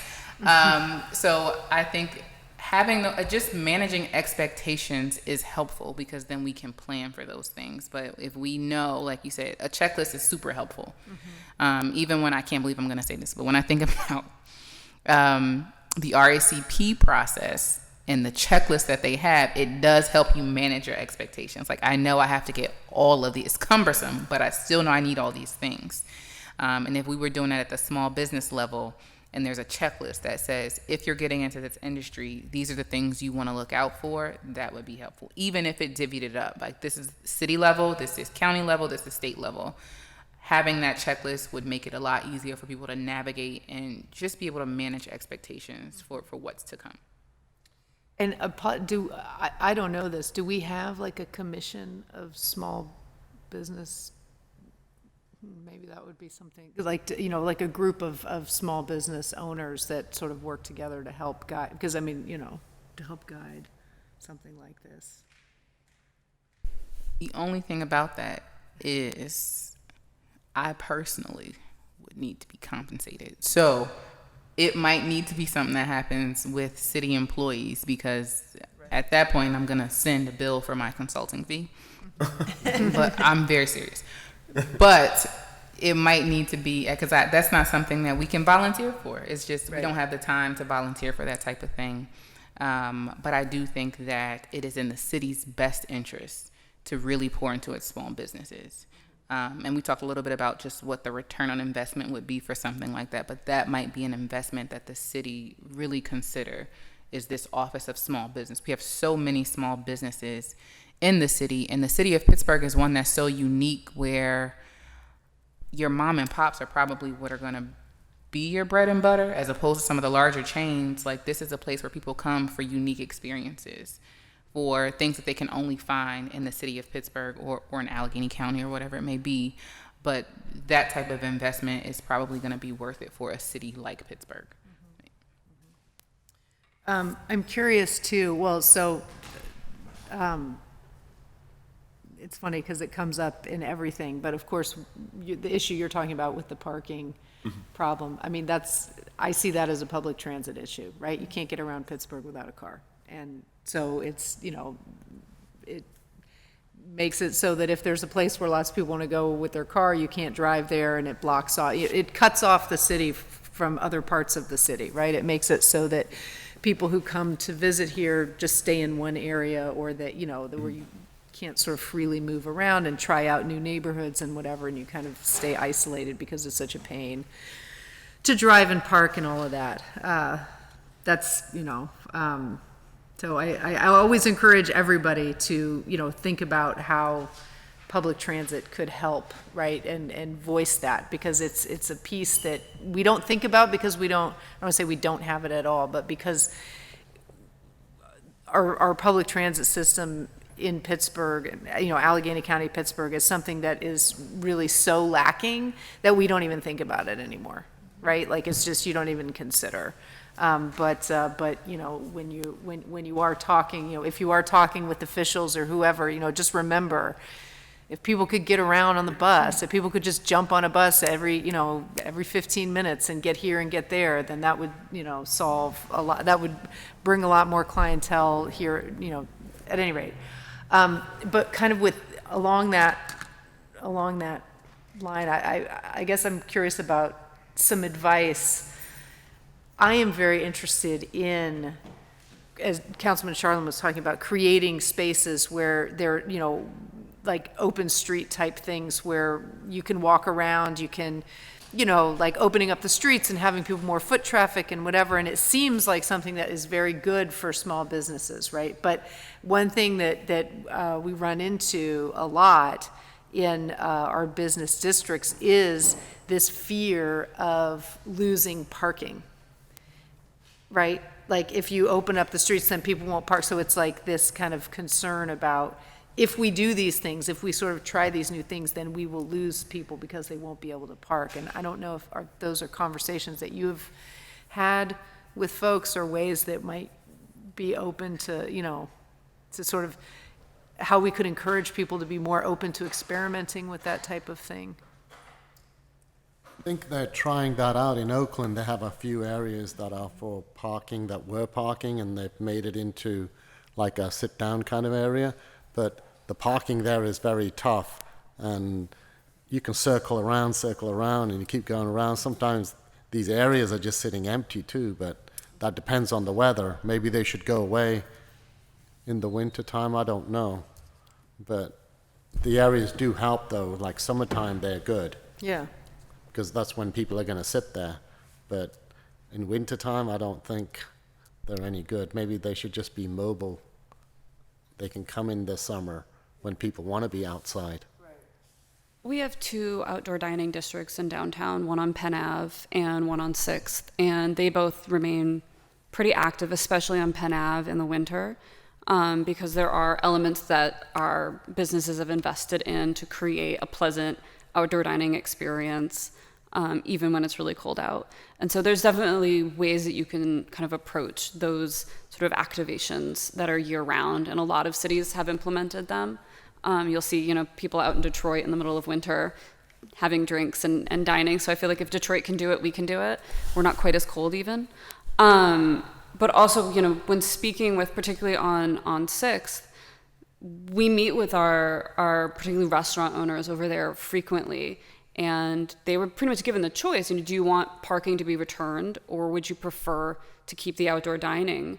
And they opted for the outdoor dining because it has created a much more pedestrian-friendly, sort of engaging, active space than if that was all just taken up by a car that someone leaves sitting there unattended. And I think trying to find the balance, because parking is an issue. It's an issue in pretty much every neighborhood. It's something that's brought up everywhere. It's expensive in downtown, but there are trade-offs. And then a lot of our business owners are starting to see that it is beneficial to them to have their sidewalks and some of the right-of-way active with people than cars. Have you gotten any feedback from the non-restaurant retail, from the retailers? There's not a ton of retailers on 6, but those that are on it seem to generally enjoy it. You know, I think like anything, sometimes you're gonna want somebody to be able to park in front of your store, but there's also a parking garage and there's other streets that have on-street parking right all within that same kind of general couple of blocks. And so for the most part, we really haven't seen huge concerns or an outcry to return to parking. And I think because it has created such a much more active and pedestrian-friendly space, pretty much everyone on that block is benefiting from those spaces. From the retail perspective, I would agree. And it is actually less expensive to park in the garage than it is to park on the street. So if we're losing street parking, no harm, no foul, because we have so many garages downtown that I think it can mitigate that parking issue, specifically for downtown. But it is important to have walkable spaces. And for retail, I think about the arts festivals and the different festivals that happen that have like this very open market feel to it. And again, people are spending more time in downtown. They're actually grabbing food when they may have just come down to eat, but they came down to shop, but they've been down so long, now they have to get food. It encourages them to stay downtown longer. And the city I think about is Cleveland. And Cleveland's also pretty cold in the wintertime, but for the streets that they've closed off, there's sidewalk eats, there's those kind of like bar, restaurant, bowling, arcade situations, and retail all within a block. And it allows people to just kind of gander, which is nice because, again, you create this pedestrian feel, and it allows people to spend more time in a space and just make it feel more people-centric than work-centric, which is nice.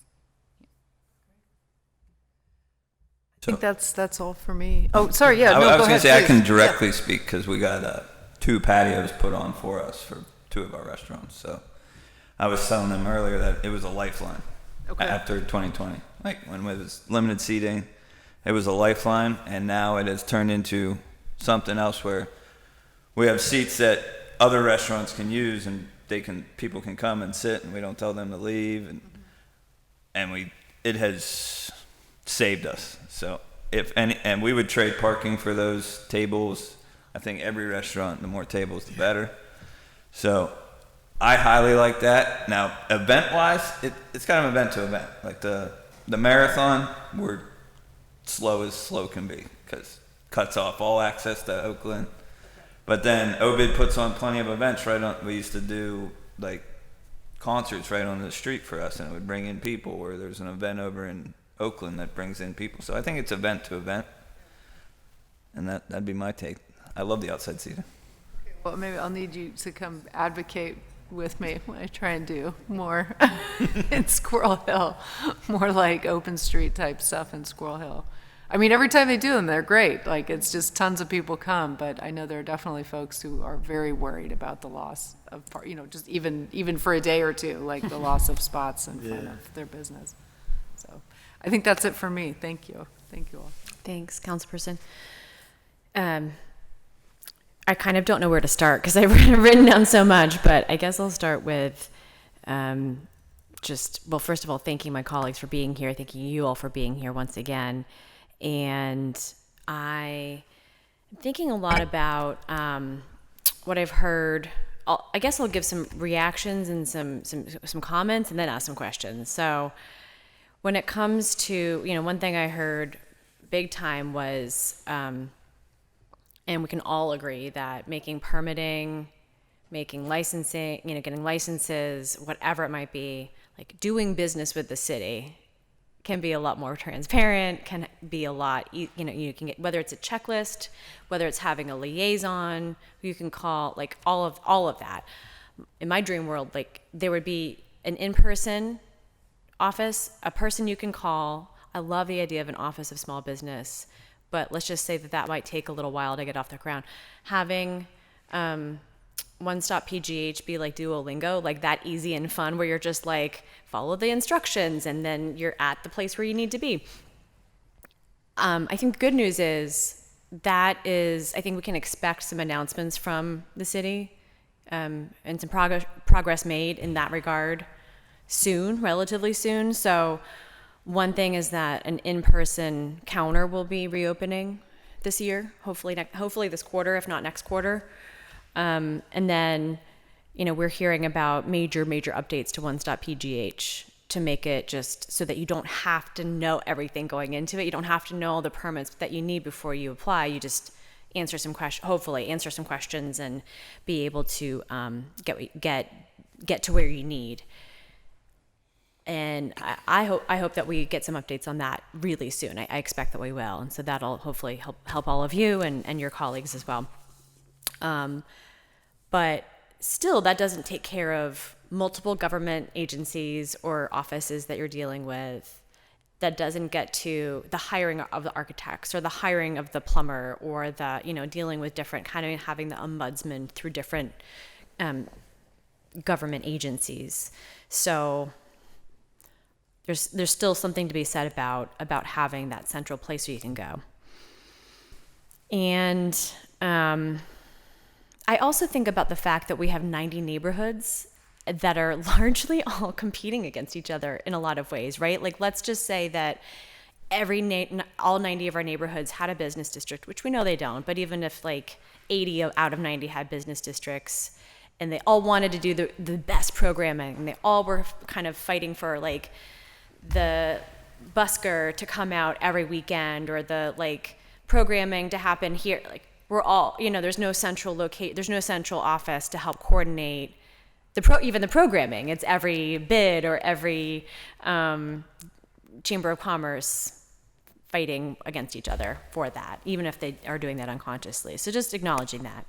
And also acknowledging, Camille, what you were saying about the social safety net and social services and the need that I think we're all feeling, not just downtown, a lot of different places, to ensure that we're taking care of all Pittsburghers, all people who, whether they're living outside or they're just in need of the services, of basic services.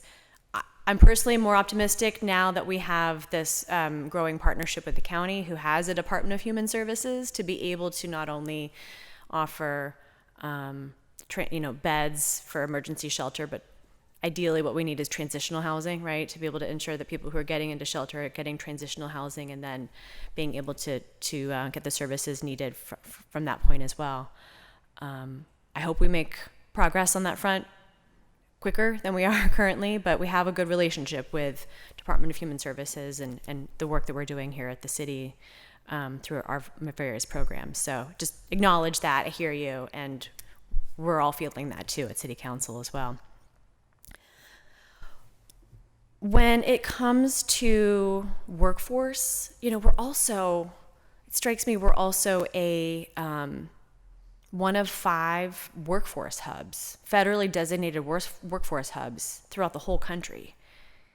And so I'm saying this out loud in the hopes that this starts a conversation, or I can join a conversation that's already happening about not just workforce when it comes to like skilled trades, but workforce when it comes to service workers and getting folks who are into restaurants, into service retail jobs, helping organize architects to connect to, businesses, to small businesses, contractors, et cetera.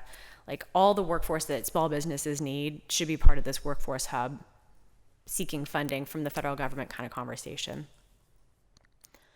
My first question is, if we are acknowledging that we have 90 neighborhoods, acknowledging that we're probably, I'm guessing, not going to see any more business improvement districts than what we already have in downtown and Oakland, if we in our positions were to convene meetings with our, let's say commercial property owners and small businesses, retail and experiences and like entertainment and restaurants, who would you recommend that we invite to the table as the people who can help us find the tools that particular business district needs? Right? Like, let's say we want help with programming and funding for that programming, that we want help with getting, Kate, I loved how you answered one of my questions in your opening remarks. We want, ideally, it tailored for each business district, but a mix of experiences, entertainment, retail, restaurants that also then helps the retail, and all of that helps to get a dense and very vibrant feeling. It's not just going to happen. So who should we be inviting from who actually exist at the table or exist in the city to the table here, if we were to convene that kind of group, say outside of downtown, because downtown has the big. I think we're lucky that we have OBID. So OBID does a lot of that for us. Yeah. So I don't know who would OBID step out and help other communities. I don't know if they have the resources for that. I have to say, OBID's wonderful, and they have helped us in Shadyside, and they helped to get some of you at the table here today. So OBID, wonderful. But if anyone has ideas outside of, say, PDP and OBID, our 2 bids in the city, who can help us provide the ideas, or the even just the ideas of, say, like, we don't have a project pop-up, but if we wanted to get one started, what are the foundations that would be interested in potentially funding that? What are the some of the gap financing for rent abatement programs that if we could even get the property owners to offer some rent abatement, or if we could offer them some carrot to incentivize them to charge less for, say, a small business, or get a pop-up in an open storefront. I don't know if you have people that you'd recommend. I mean, I would invite the URA for sure, but is there anyone else that comes to mind? I think OBID has there's a bid, and also downtown, but I think a lot of the whether they're RCOs or other folks that are working on the ground in our communities. So there's the PDP, but there's Hilltop Alliance, there's the Southside Chamber of Commerce, there are groups along the city. I think some have had success doing things like the night market is great, and now they do it in 3 other neighborhoods. So I think there's a lot of ideas that folks have used that could they could give tools to other neighborhoods who have similar, who want to do similar things. Maybe they have a different landscape, but I think definitely the RCOs in some form or fashion. I think Allison Harnden would be a great person to have.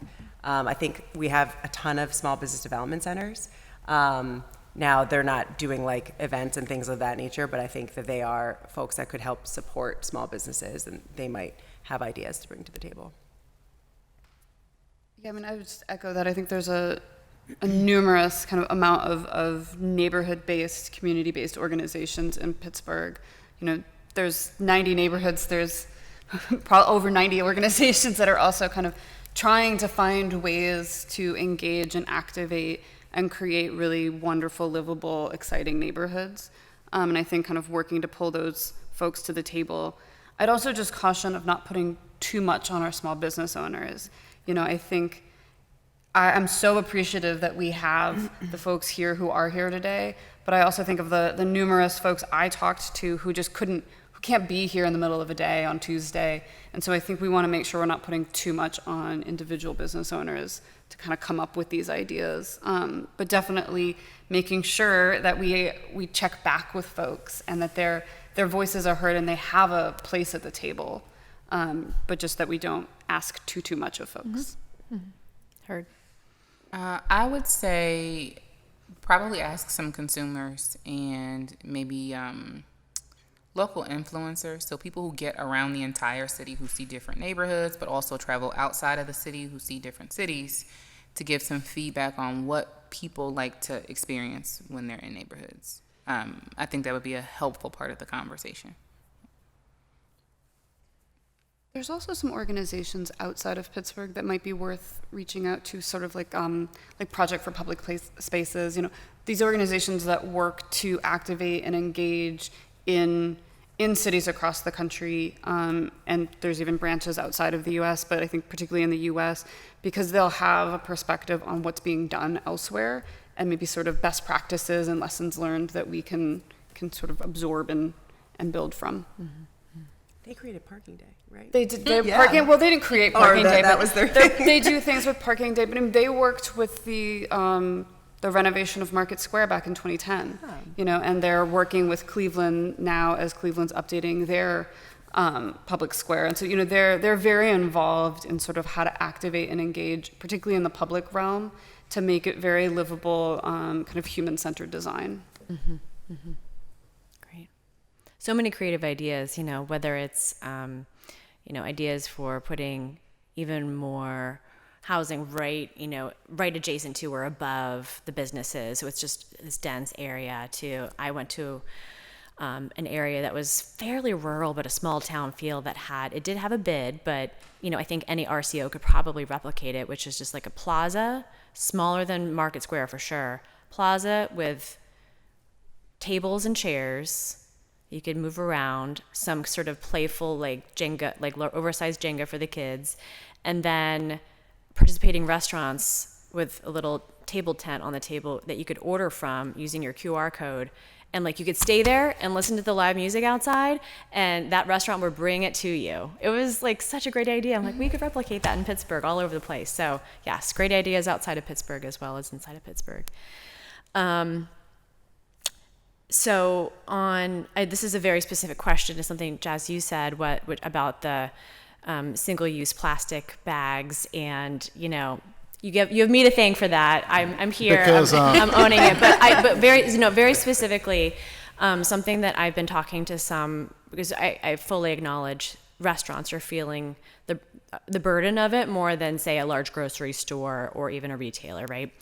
For a lot of different reasons. If there were, and I don't want to put you on the spot, but I want to have a dialogue here. If there were an organized effort to get restaurants to buy into a bulk paper bag purchasing program, so that there were different sizes for different restaurants, and you were using economies of scale to be able to get it at a cheaper rate, and so then the 10 cent that you charge for the bag is covering the cost of that because it's a cheaper rate.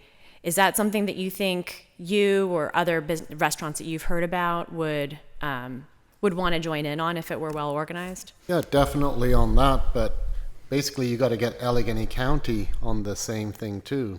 because you can just go to like Sam's Club just down the road there and pick up the plastic bags.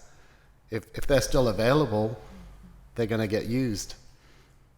So first you got to get Allegheny County. You can't just do like one little area. Absolutely, yes. We understand that Allegheny County is working on this as well. But definitely on, yeah. if you could source them somehow or other, then that would be an open subject there. We can look at it. Great. Can I say something? Absolutely, yeah. So my customer base, I use everything recyclable, and like I don't use plastic, and I just found the rule a little murky where I use biodegradable plastic, and they were saying that's not okay, and I just feel like some of it I just don't understand. You know, it's just if we could support knowledge around more sustainable options, I feel people wouldn't be up in arms as much, one, and two, to survive providing biodegradable stuff, I end up paying a lot more it's just more every time. Like even if it's I don't use styrofoam, I'll use sugarcane, these containers that are compostable. I'm paying like 50 cents more for each one, you know? I kind of just factored into my business plan because I knew I was headed into this. But if there could be some kind of like way to subsidize or cap that stuff, because they just keep raising it, you know? And if it's supposed to be a viable alternative, why is it so much more expensive? You know what I mean? I understand the economics around it, but I just feel like that's something that could help alleviate some of the problems we're having right now. Because I tried to do it the other way, and it's a killer with the tight margins, you know. Yeah, thank you. That exhausts my questions. I really just want to cap us off by thanking you all for your time, for taking time out of your day, from your businesses, from your organizations, for doing what you're doing, for being courageous and, you know, being in this field to begin with. The reason, you know, it's not as if this is the first time that any council member has called a post-agenda hearing on small business, but it's been a while. So I wanted to hear what we heard today. And I know this isn't a full representation of all businesses in the city, but I think with the representation we had here, we heard a lot. I even heard some new ideas that I had never even considered before about things that the city can do.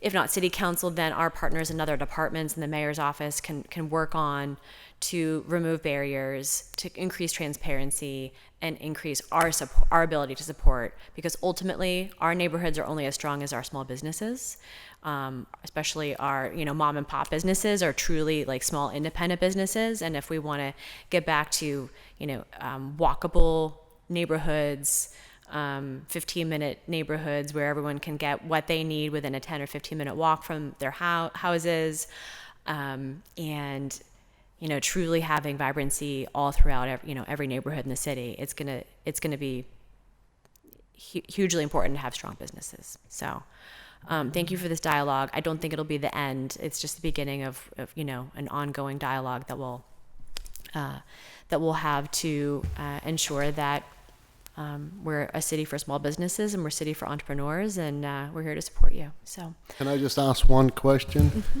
I'm not sure if the city of Pittsburgh is anything to do with Pittsburgh Water, but Pittsburgh Water prices are just like crazy. It's more than your electric bill, even combined with gas. And you can just go out of the city, you have American Water, it's like a fraction. You could just pay it for the whole year. It's that cheap. I don't understand that. You can go to Munhall or any of these other areas, it's like nothing. I don't understand who controls Pittsburgh Water. Why is it so expensive? Should it just be given to someone else to run it? And they might do a better job, I don't know. But I don't think Pittsburgh Water's doing a good job. No, there's also inaccuracies with the bills, and you have to catch it in order to dispute it. But if you don't catch it, you're just overbilled. So that's a thing too. Thank you. Yeah, no, I sit on the board of the Pittsburgh Water and Sewer Authority, and this is something I can pass on to, I can make sure that they're hearing this as well. So I appreciate that feedback. 'Cause there's no explanation. How is it even possible? It doesn't make sense. Yeah, happy to connect with you offline as well. Thanks. Thank you. Yeah. So again, thank you. And I'll just say for the official closing, we have exhausted the business of this post agenda unless anyone has any final comments. So I will adjourn this meeting. Thanks again. All right, thank you.